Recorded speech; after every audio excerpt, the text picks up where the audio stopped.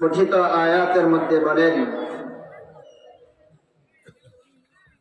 ইয়া আইয়ুহাল্লাযীনা আমানুত্তাকুল্লাহ,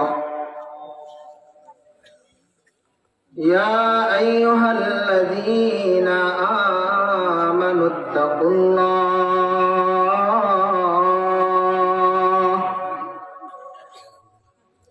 আল্লাহ পাক রব্বুল আলামিন কোরআনুল কারীমের মধ্যে বলেন, হে আমার ঈমানদার বান্দারা, ইত্তাকুল্লাহ, তোমরা আমি রবকে ভয় করো।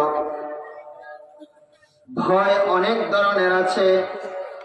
আমরা দুনিয়াতে মানুষ মানুষকে ভয় পাই, দুনিয়াতে মানুষ ভাগকে ভয় পায়, দুনিয়াতে মানুষ আবার বিষাক্ত সাপকে ভয় পায়। আল্লাহ পাক রব্বুল আলামিন বলেন, হে ঈমানদার, ইত্তাকুল্লাহ, তোমরা আমি রবকে ভয় করো হাক্কা তুকাতি।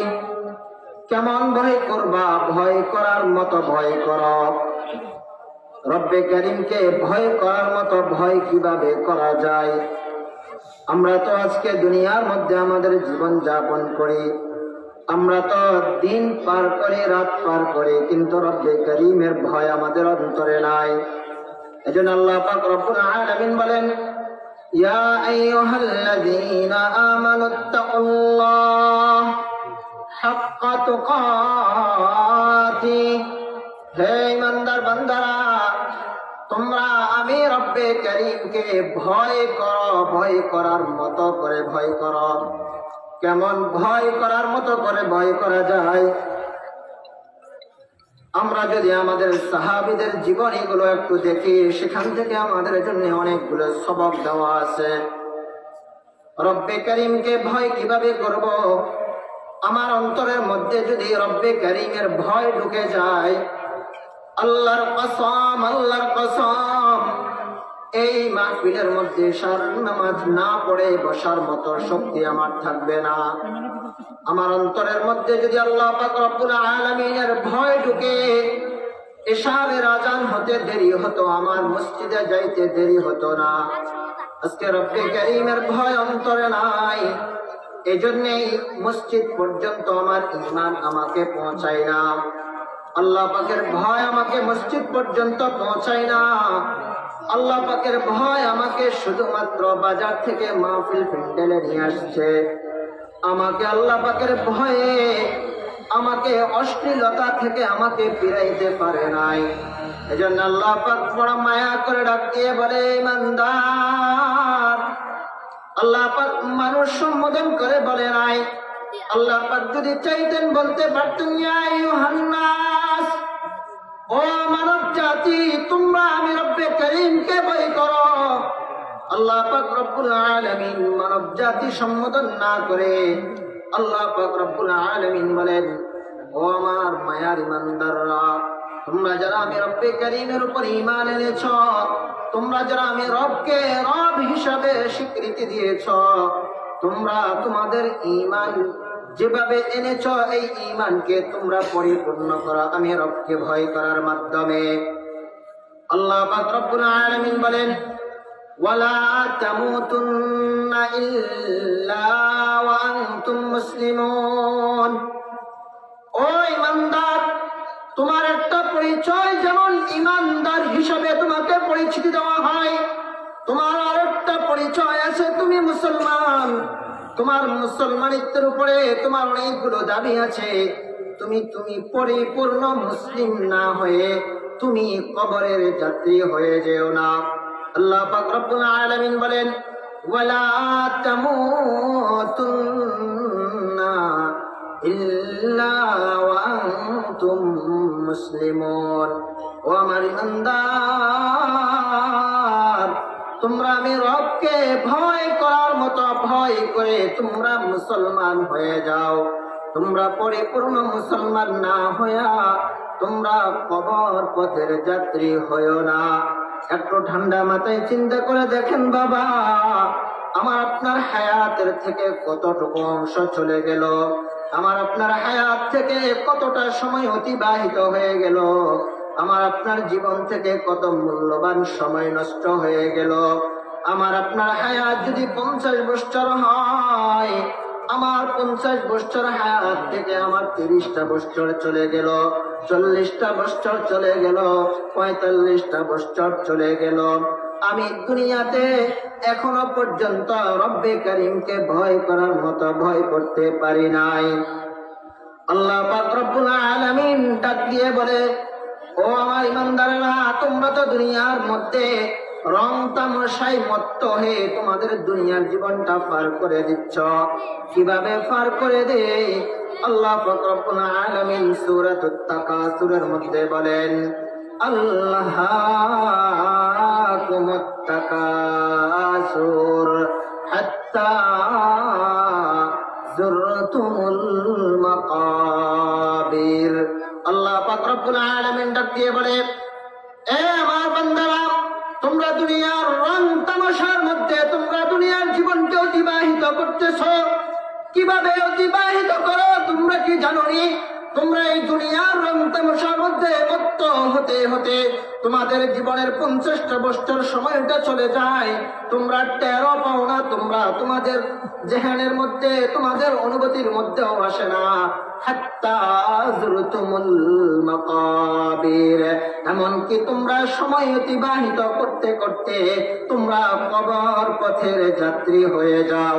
তোমরা এই কবরের মধ্যে যাওয়ার পর তোমাদের কি অবস্থা হবে তোমরা কি একবার ভেবে দেখছনি? তোমাদের কি পরিণতি হবে তোমরা কি একটা ভার চিন্তা করে দেখছনি? আল্লাহ পাক রব্বুল আলামিন আমাদেরকে ডাক দিয়ে বলে, কাল্লা সাউফা তা'লামুন সুম্মা কাল্লা সাউফা তা'লামুন। ও আমার বান্দারা, অতি সন্নিকটে একটা সময় আসবে যখন নাকি তোমরা বুঝতে পারবা। এই বুঝতে পারার পর তোমাদের আর কোনো সুযোগ থাকবে না, তোমরা আর আফসোস করে কোনো লাভ হবে না। এজন্য উলামায়ে কেরাম আপনাদের জন্য আয়োজন করেছেন যেন আপনাদের দিলের মধ্যে একটু অনুভূতি হয়, দুনিয়ার হায়াতটাকে যেন মূল্যায়ন করা যায়, দুনিয়ার হায়াতটাকে যেন দামি করা যায়, দুনিয়ার হায়াতটাকে যেন দামি করে আল্লাহকে রাজি খুশি করে জান্নাত কামাই করা যায়। এজন্যই তো আল্লাহ পাক রব্বুল আলামিন আমাদেরকে কিছু এমন সময় দিয়েছেন যেই সময়গুলোকে দামি করে দিয়েছেন। ওই দামি সময়গুলো যদি আমরা মূল্যায়ন করতে পারি তাহলে আল্লাহ পাক রব্বুল আলামিন আমাকে আপনাকেও দামি বানায়া দিবে। ওরকম একটা দামি সময় এই মাসটার নাম হলো শাবান মাস। আল্লাহ পাক রব্বুল আলামিন এই শাবান মাসটাকে দামি করেছেন। কেমন দামি করেছেন? আল্লাহ পাক রব্বুল আলামিন কুরআনুল কারীমের মধ্যে বলে, ইন্না আনজালনাহু ফি লাইলাতিন মুবারাকা ইন্না কুন্না মুনজিরিন। আল্লাহ পাক রব্বুল আলামিন বলে, এই মাসের মধ্যে আমি একটা রাতকে মুবারকময় রাত করেছি। কেন এই রাতটাকে মুবারক করে দিয়েছি, রাতটাকে দামি করে দিয়েছি জানোনি বান্দা? আমি আল্লাহ এই রাত্রির মধ্যে কুরআনুল কারীম অবতীর্ণ করেছি। এই রাতটার নাম হলো শবে বরাত, অর্থাৎ বরাতের রাত। যে রাতটা আমাদের সামনে আসতেছে, এই রাত্রির মধ্যে আল্লাহ পাক রব্বুল আলামিন আমাদের জন্য বাজেট নির্ধারণ করে আগামী 1 বছর আমি ভালো পথে চলবো না খারাপ পথে চলবো, আমি দুনিয়ার মধ্যে কিভাবে থাকবো, কি কামাই করব, কি রিজিক ইনকাম করব, সব কিছু আল্লাহ পাক রব্বুল আলামিন এই মুবারক রাত্রির মধ্যে আল্লাহ পাক নির্ধারণ করে দেন। ওরকম একটা দামি মাস হলো এই মাস। এই মাসটা কেন দামি হয়েছে জানেননি? এই মাসের মধ্যে আল্লাহ পাক কোরআন নাজিল করছে। বলবেন কোরআন তো রমজান মাসে নাজিল করছে। কোরআন রমজান মাসে নাজিল করছে, এটা হলো দ্বিতীয় ধাপ।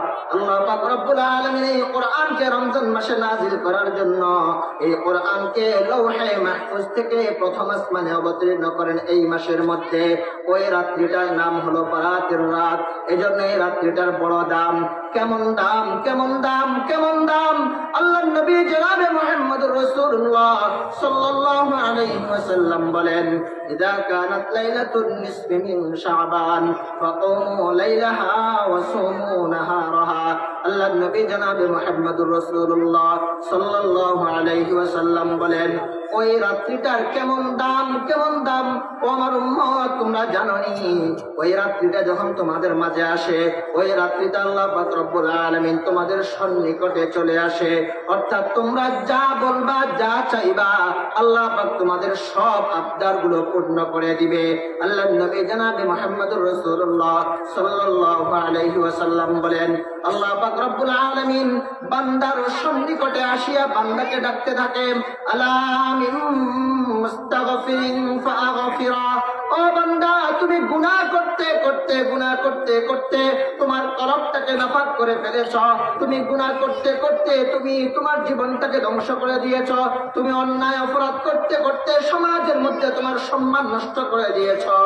ও বান্দা, তুমি আমার কাছে তোমার গুনাহের জন্য ক্ষমা চাও, আমি আল্লাহ তোমাকে ক্ষমা করে দিব। আল্লাহর নবী বলেন, আলামি মুস্তারজিকিন ফারজুকা।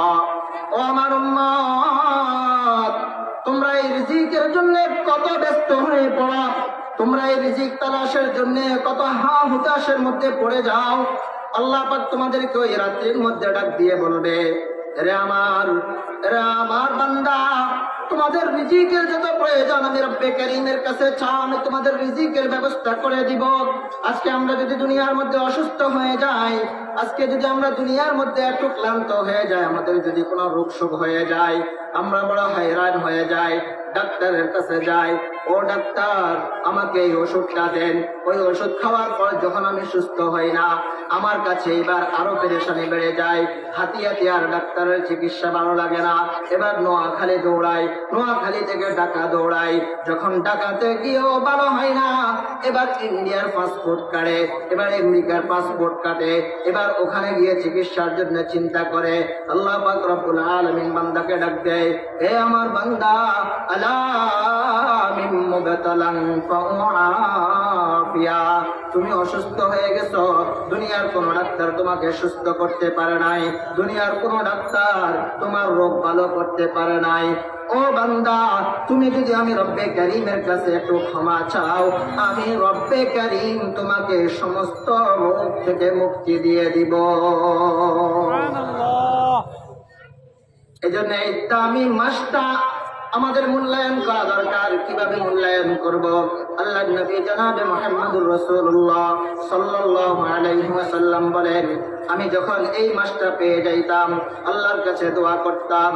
قال رسول الله صلى الله عليه وسلم إذا دخل رجب قال اللهم بارك لنا في رجب وشعبان وبلغنا رمضان। আল্লাহর কাছে দোয়া করতাম, ও আল্লাহ, না জানি হায়াত কোন দিন ফুরিয়ে যায়, ও আল্লাহ, গত বছর রমজানটা পেয়েছি, এই বছর না জানি না পাওয়ার আগেই চলে যায়। আমার সাথে চলতো আমার বন্ধু, আমার ভাই দুনিয়ার থেকে বিদায় নিয়ে চলে গেল, আমার সমাজের বাবা দুনিয়ার থেকে বিদায় নিয়ে চলে গেল, আমার কাতারে, আমার মসজিদের কাতারে নামাজ পড়তো, আমার মসজিদের সহপাঠী দুনিয়ার থেকে চলে গেল। আল্লাহর নবী বলেন, ওরে আমার উম্মত, তোমরা আল্লাহর কাছে ফরিয়াদ করো, আল্লাহুম্মা বারিক লানা ফি রাজাবা ওয়া শাবানা ওয়া বাল্লিগনা রমাদান। ও আল্লাহ, আপনি মেহেরবানি করে আমাদেরকে আজকের এই দিন পর্যন্ত হায়াত দিয়েছেন, হায়াতের মধ্যে বরকত দিয়েছেন। ও আল্লাহ, আপনি মেহেরবানি করে রমজান পর্যন্ত আমাদের হায়াতকে বাড়িয়ে দেন, রমজান পর্যন্ত আমাদের হায়াতকে পৌঁছিয়ে দেন, যেন রমজানের ফজিলত অর্জন করতে পারি। এজন্য আল্লাহর নবী বলেন, তোমরা আল্লাহর কাছে দোয়া করো, আল্লাহুম্মা বারিক লানা ফি রাজাব ওয়া শাবানা ওয়া বাল্লিগনা রমাদান। একটু একটুবার চিন্তা করে দেখেন, আজকে যদি আপনি মারা যান, আপনি এই রমজান থেকে মাহরুম হয়ে যাবেন। আজকে যদি আপনার হায়াতটা চলে যায়, আপনি এই রমজান থেকে মাহরুম হয়ে যাবেন। এই রমজানটা কেমন দামি এক রমজান, যেই রমজানের মধ্যে কোন আল্লাহর বান্দা যদি একটা নফল ইবাদত করে, আল্লাহ পাক রব্বুল আলামিন একটা নফলের বদৌলতে একটা ফরজ ইবাদতের সওয়াব দান করে দেয়। আল্লাহর নবী বলে, আমার কোন উম্মত যদি এই রমজান মাসে একটা ফরজ ইবাদত করে, একটা ফরজের বদৌলতে আল্লাহ পাক রব্বুল আলামিন 70টা ফরজের সওয়াব তাকে দান করবে। এই রমজান আমরা পেতে চাইনি? সবাই বলেন। পিছনের ওরা বলে না, ওনারা মনে হয় চায় না। রমজান পেতে চাই তো? সবাই বলেন চাই তো? এই রমজান যদি পেতে চাই, আল্লাহর কাছে দোয়া করতে হবে, আল্লাহ এই রমজান পর্যন্ত আমাদের হায়াতকে পৌঁছিয়ে দেন। আমরা যেন রমজান মাসে কোরআনুল কারীম তিলাওয়াত করতে পারি, আমরা যেন এই রমজান মাসে তারাবির নামাজ পড়তে পারি, এই রমজান মাসে যেন রোজাগুলো রাখতে পারি, এই রমজান মাসে যেন ইবাদত বন্দেগী করে আল্লাহ পাক যেই বিধান দিয়েছেন, আমানুত্তাকুল্লাহ হাক্কা তুকাতিহি ওয়ালা তামুতুন্না ইল্লা ওয়া আনতুম মুসলিমুন। আল্লাহ পাক যে বলেছে, বান্দা তুমি আমাকে ভয় করার মতো ভয় করে মৃত্যুবরণ করিও, না হলে তোমার কোনো রেহাই থাকবে না। এজন্য আল্লাহর কাছে দোয়া করা, ও আল্লাহ রমজান পর্যন্ত আমাদের হায়াতকে পৌঁছিয়ে দেন, আমরা যেন ইবাদত বন্দেগী করে কোরআনুল কারীমের তিলাওয়াত করে রোজা রেখে তারাবির নামাজ পড়ে গুনাহ থেকে নিজেদেরকে হেফাজত করে আমরা যেন আপনি রব্বে কারীমের ভয় অন্তরে লালন পালন করে আপনার সন্তুষ্টি অর্জন করতে পারি, সেই তৌফিক দান করেন, বলেন আমিন। আমিন। এজন্য আল্লাহ পাক রব্বুল আলামিন বান্দাকে ডাক দিয়ে বলে, ও আমার ইমানদার বান্দারা, তোমরা একটু সতর্ক হয়ে যাও, কখন জানি তোমার ডাক চলে আসে, আমার ডাক চলে আসে। গত বছর এই মাহফিলে স্টেজে চেয়ারে বসে বয়ান করছিলাম, অনেক পরিচিত বাবাদেরকে দেখেছিলাম, আজকে হয়তো অনেকেই নাই। অনেক যুবক ভাইয়েরা ছিল আজকে যারা নাই, আজকে যাদেরকে দেখার মতো আর কোনো সুযোগ নাই। 3.5 হাত অন্ধকার মাটির ঘরে চলে গেছে। ও ভাই, চোখটাকে একটু বন্ধ করে দেখেন, কিছুক্ষণের জন্য একটু চিন্তা করেন, আমার আপনার ভিতরে একটা রূহ আছে, এই রূহটা যদি বের হয়ে যায়, আমাকে আপনাকে আব্দুর রহমানের বাবা বলবে না, আমাকে আপনাকে আব্দুল করিমের বাবা বলবে না, আমাকে আপনাকে আব্দুল্লাহ আব্দুর রহমান বলবে না, আমাকে বলবে অমুকের লাশ, আমাকে বলবে অমুকের লাশ, অমুক ব্যক্তির লাশটা এখানে পড়ে আছে, অমুক ব্যক্তির লাশটা পড়ে আছে। একটা বার ঠান্ডা মাথায় চিন্তা করেন, কিছুক্ষণের জন্যই ধরে নেন আমার আপনার ভিতরের মধ্যে যে রূহটা আছে, এই রূহটা বের হয়ে গেল, আমাকে আপনাকে চকি থেকে নিচে বিছানার মধ্যে শোয়াইয়া দিল, আমার গায়ের উপর একটা চাদর বিছাইয়া দিল। এবার যারা আমার আপনজন আছে সবার জানাজানি হয়ে গেল, সবাই এবার কান্নাকাটি শুরু করে দিল, হায় আমার আব্বা তো ইন্তেকাল করেছে, সবার হাই হুতাশ শুরু। সন্তান কান্দে বাবার জন্য, বাবা আর দুনিয়াতে নাই, স্ত্রী কান্দে স্বামীর জন্য, স্বামী আর দুনিয়াতে নাই, মা কান্দে সন্তানের জন্য, সন্তান আর দুনিয়াতে নাই। এভাবে একে একে সবাই কান্নাকাটি করবে। যখন নাকি সবার এই খবরটা জানাজানি হয়ে যাবে, যাদের সাথে নাকি আমি আপনি সারা জীবন চললাম, যাদের জন্য আমি আপনি সারা জীবন পরিশ্রম করলাম, যাদের জন্য টাকা ইনকাম করলাম, যাদের জন্য অন্যের সাথে মারামারি করলাম, যার জন্য অন্যের শরীর থেকে রক্ত জড়াইলাম, ওই ব্যক্তিরাই এখন মসজিদের মধ্যে দৌড়াইবে, ও ইমাম সাহেব আমার আব্বা জান মারা গেছে, মসজিদের মাইকের মধ্যে একটু এলান করে দেন, আব্দুল করিমের পিতা আব্দুর রহমান দুনিয়াতে আর নাই, আগামীকাল সকাল 10টায় তার জানাজা। এবার আরেকজনের কাছে দৌড়াইবে, ও ভাই আমার আব্বা তো ইন্তেকাল করেছে, যাও না বাঁশ গাছ থেকে কয়টা বাঁশ মুড়া থেকে কয়টা বাঁশ কেটে আনো। আরেকজন যাবে দোকানের মধ্যে বাবার জন্য কাফনের কাপড় নিয়ে আসবে।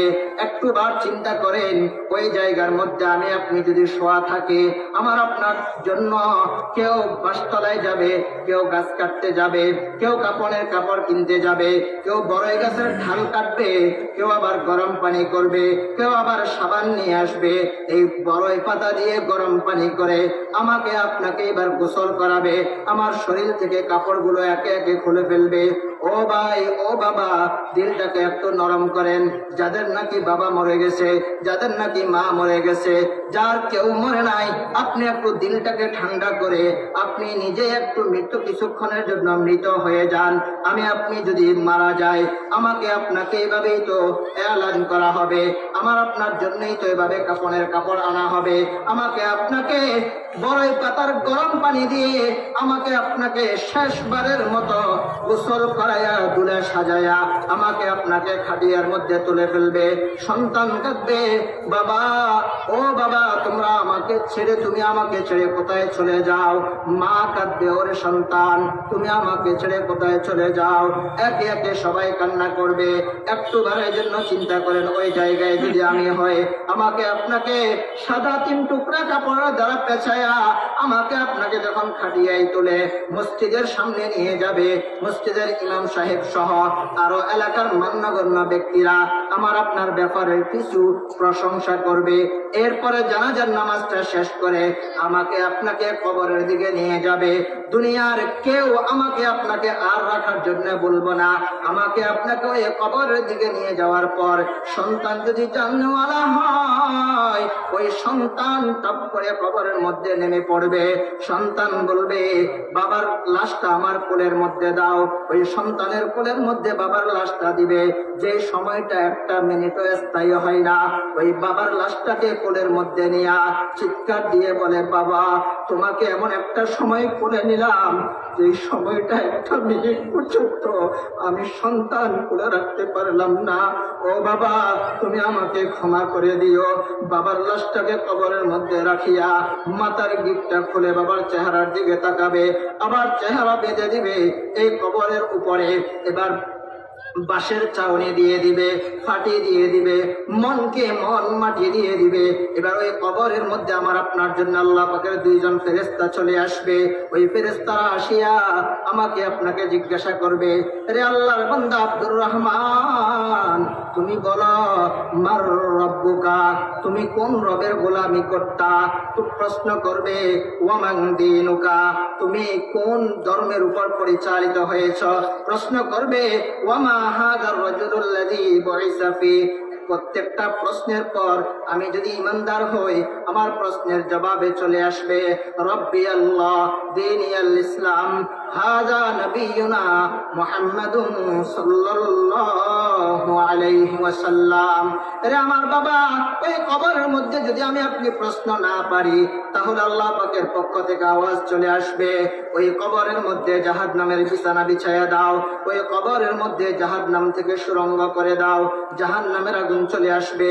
এভাবে এই কবরের মধ্যে লম্বা একটা সময়, শত শত হাজার হাজার কোটি কোটি বছর এই কবরের মধ্যে আমি আপনি থাকার পর আল্লাহ পাক রব্বুল আলামিন ডাক দিবে, ফাইদা নুফিখা ফিস-সূরি নাফখাতান ওয়াহিদা।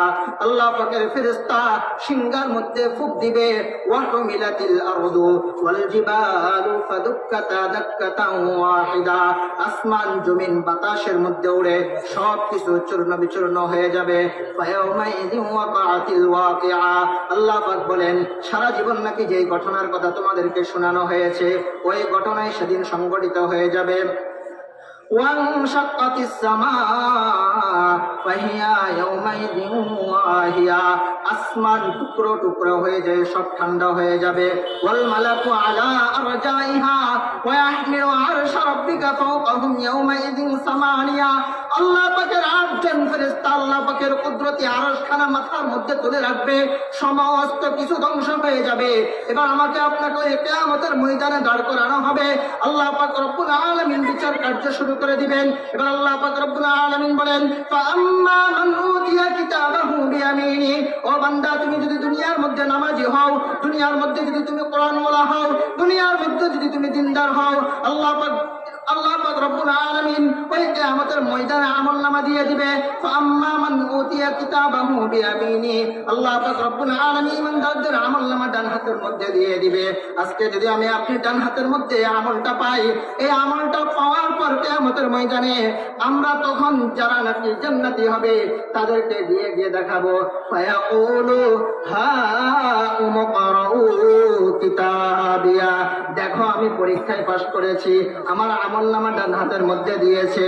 ফায়াকুলু হা উমকরাউ কিতাবিয়া, সে এবার ডাক দিয়ে বলবে, ইন্নী জানান্তু আন্নী মুলাকিন হিসাবিয়া। ওই মোহাম্মদপুর বাজারের নিচে একটা মাহফিল হয়েছিল, ওই মাহফিলের মধ্যে বলেছিল কিয়ামত কায়েম হবে, ওই কিয়ামতের ময়দানে বিচার হবে।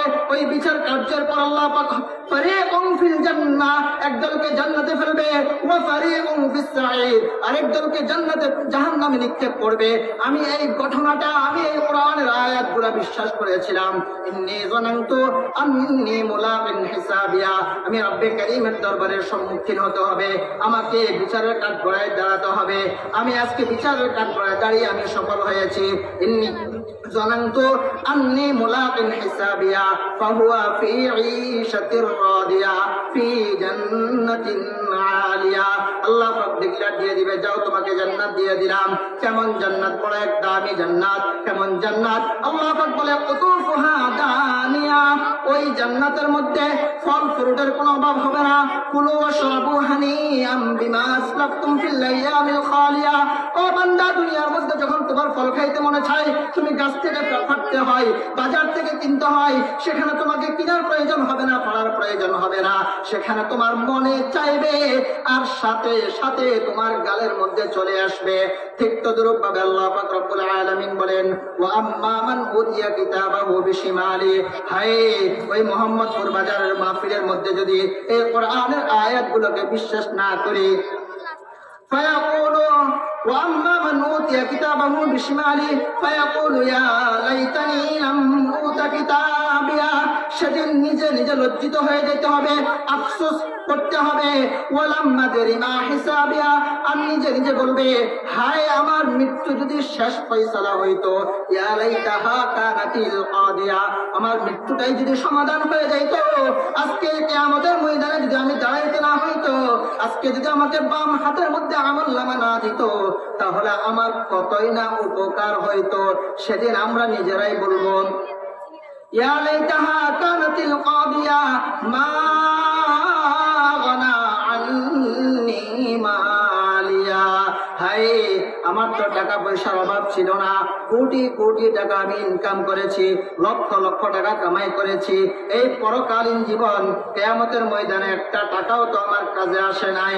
হালাকা আন্নী সুলতানিয়া, সেদিন আফসোস করব, আমার তো কত ক্ষমতা ছিল, আমি তো মেম্বার ছিলাম, চেয়ারম্যান ছিলাম, আমি তো এমপি ছিলাম, মন্ত্রী ছিলাম, আজকে আমার কোনো ক্ষমতা কাজে আসতেছে না।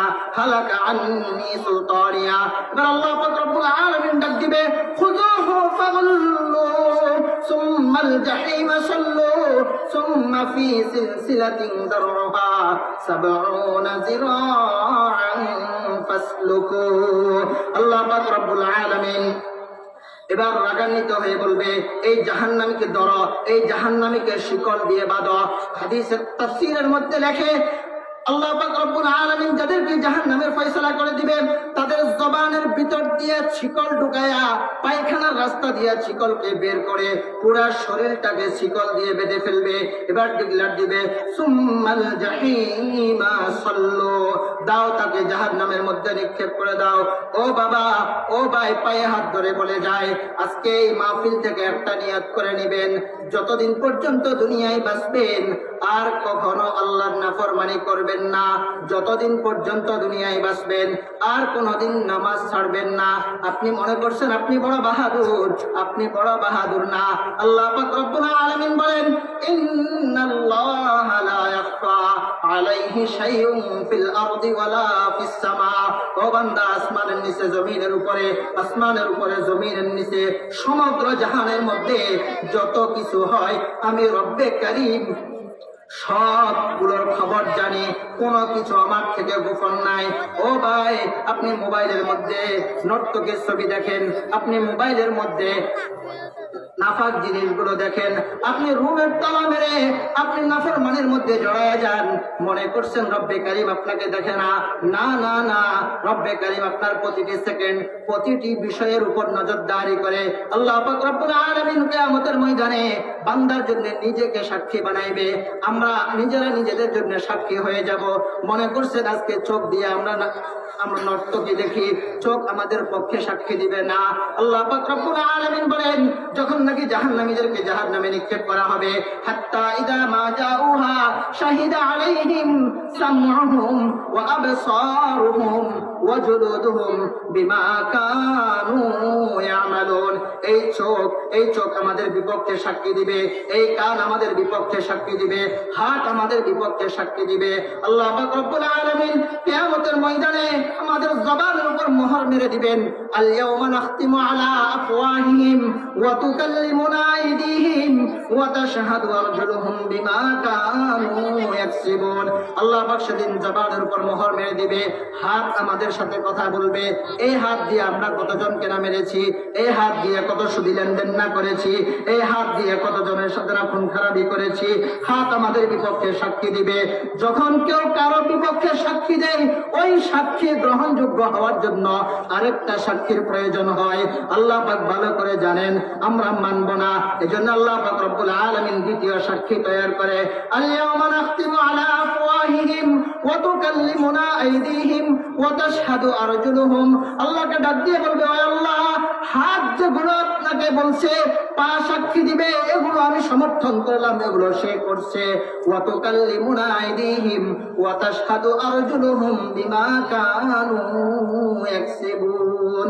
আল্লাহ পাক রব্বুল আলামিন ডাক দিয়ে বলে, ওয়ালাউ নাশাউ লামাসাখনাহুম আলা মাকানাতিহিম ফামাসতাতাউ মুদিয়ান ওয়া লা ইয়ারজিউন। ও বান্দা, তোমাকে তো আমি চোখ দিলাম, আমি যদি চোখটা না দিতাম, তোমার কোন বাপের ক্ষমতা ছিল তুমি চোখ লাগাইবা? তোমার কোন বাপের ক্ষমতা ছিল তুমি চোখের পাওয়ার দিয়ে দুনিয়া দেখবা?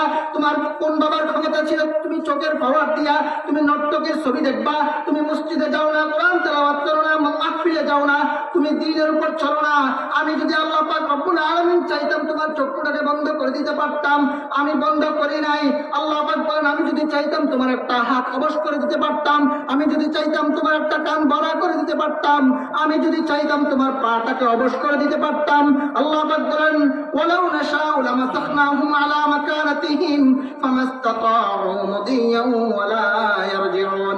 আমি তো বান্দা তোমার পাটাকে অবশ করি নাই, তুমি তো সামনেও যাইতে পারতা না, পিছনেও আসতে পারতা না। আমি যদি আল্লাহ পাক একটা বার নির্দেশ দেই, এই পা তুমি যেখানে আছো সেখান থেকে আর লড়বা না, পৃথিবীর কোনো শক্তি এমন নাই আমার পাটাকে সেখান থেকে সরাবে। এই জন্য বাবা, আজকে এই মাহফিল থেকে নিয়ত করেন, যতদিন বাঁচবো অন্যায় ছেড়ে দিব, যতদিন বাঁচবো আলেমদেরকে মহব্বত করব, যতদিন বাঁচবো মসজিদ মাদ্রাসা দ্বীনের পথে চলবো, যতদিন বাঁচবো সন্তানকে দ্বীনের সাথে লাগিয়ে রাখবো, যতদিন বাঁচবো কোরআনওয়ালাকে মহব্বত করব, কোরআন নিজে পড়বো, সন্তানকে পড়াবো। যতদিন পর্যন্ত দুনিয়ার জমিনে হায়াত থাকবে কখনোই আল্লাহ পাকের ফরজ বিধানগুলো ত্যাগ করব না। পারবেন তো ইনশাআল্লাহ? আল্লাহ পাক রব্বুল আলামিন আমাদের সকলকে পরকালীন জীবনের জন্য প্রস্তুতি নেওয়ার তৌফিক দান করেন, বলেন আমিন। ওয়া আখিরু দাওয়ানা আলহামদুলিল্লাহি রাব্বিল আলামিন ওয়া সাল্লাল্লাহু তাআলা আলা খায়রি খালকিহি মুহাম্মাদিন ওয়া আলিহি ওয়া আসহাবিহি আজমাইন। আসসালামু আলাইকুম ওয়া রাহমাতুল্লাহ। মাশাআল্লাহ, জাযাকাল্লাহ। হযরতের যে বয়ান, কোরআন ও সুন্নাহ থেকে যে আলোচনা করছেন, আল্লাহ পাক আমাদের সকলকে আমল করার তৌফিক দান করেন, বলেন আমিন। আমরা কেউ আল্লাহর নাফরমান হয়ে কবরে যেতে চাই? আমরা সবাই আল্লাহর খাঁটি গোলাম হিসেবে কবরে যেতে চাই, ঠিক না ঠিক? আল্লাহর গোলাম হতে হলে আল্লাহর গোলামি করা লাগবে। কি লাগবে? আল্লাহর গোলামি লাগবে। আর আল্লাহর গোলামির সবচাইতে বড় মাধ্যম হলো নামাজ। সবচাইতে বড় কি? সবচাইতে বড় মাধ্যম কি? আল্লাহ তাআলা আমাদেরকে 5 ওয়াক্ত নামাজ জামাতের সাথে পড়ার তৌফিক দান করুন, বলেন আমিন। চলবে তো ইনশাআল্লাহ? মাহফিল কি শেষ করে দিব?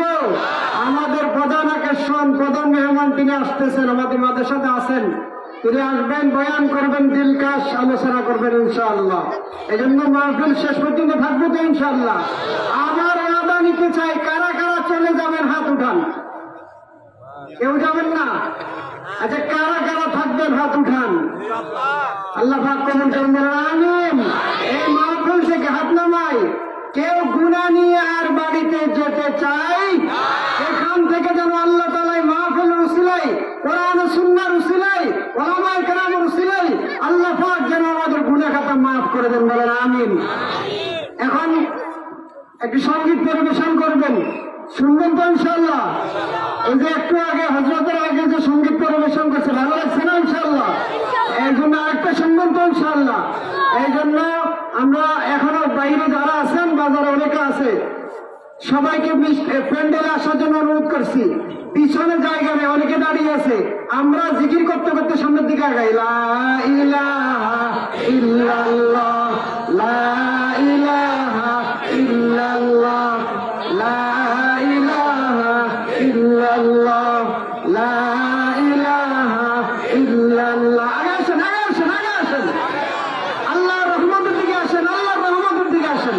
লা ইলাহা ইল্লাল্লাহ, লা ইলাহা ইল্লাল্লাহ, লা ইলাহা ইল্লাল্লাহ, লা ইলাহা ইল্লাল্লাহ, ইল্লাল্লাহ, লা ইলাহা ইল্লাল্লাহ। আসেন, আসেন, আসেন, জিকির করতে করতে, জিকির করতে করতে। লা ইলাহা ইল্লাল্লাহ, লা ইলাহা ইল্লাল্লাহ, লা ইলাহা ইল্লাল্লাহ, লা ইলাহা ইল্লাল্লাহ, লা ইলাহা ইল্লাল্লাহ, লা ইলাহা ইল্লাল্লাহ, মুহাম্মাদুর রাসূলুল্লাহ।